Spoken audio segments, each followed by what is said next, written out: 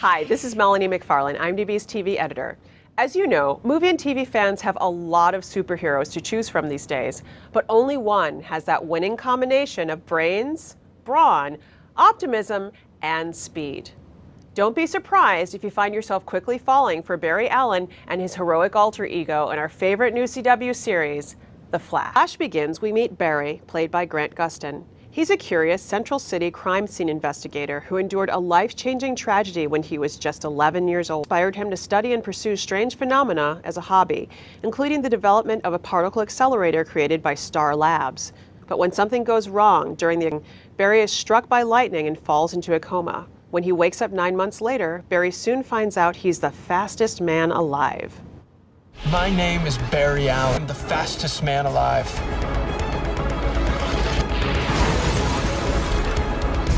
A friend recently gave me the idea for a new name.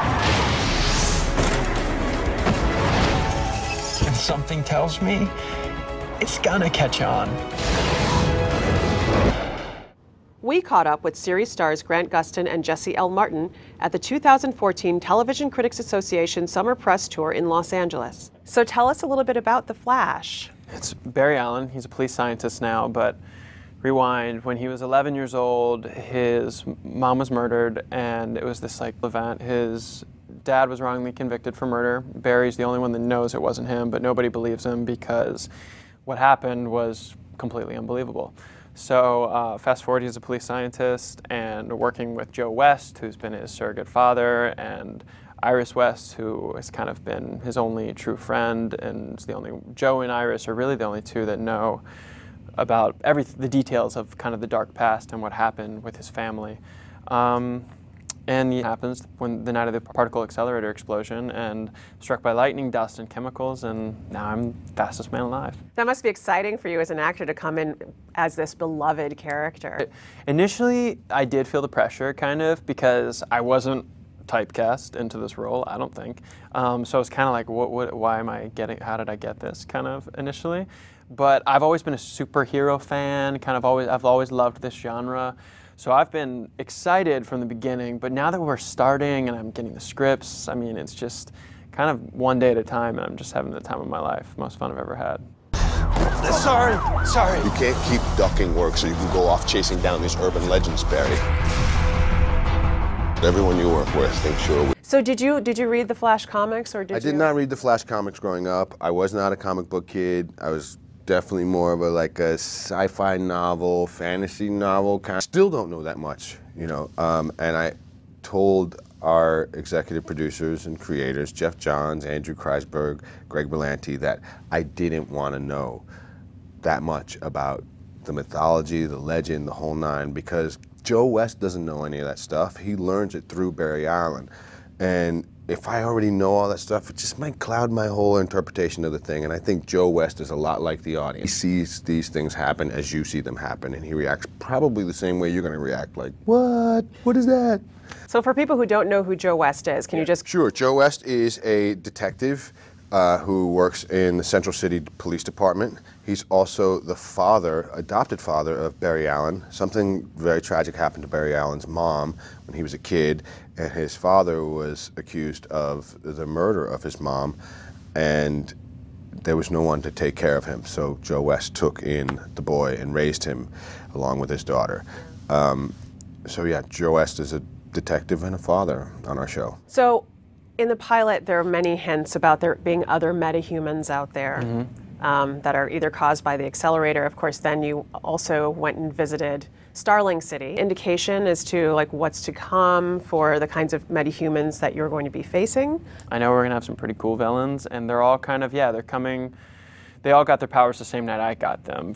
And they were doing, I was in my lab and I was doused in chemicals and struck by lightning, which created my super speed, and doing kind of whatever they were doing the night of the accelerator explosion that developed their powers. And it's cool how they're kind of, in their own way, creating origin stories that for a lot of these bad guys, but using it to create these colorful bad guys that have always existed in the Flash comics. What if humans have been busy?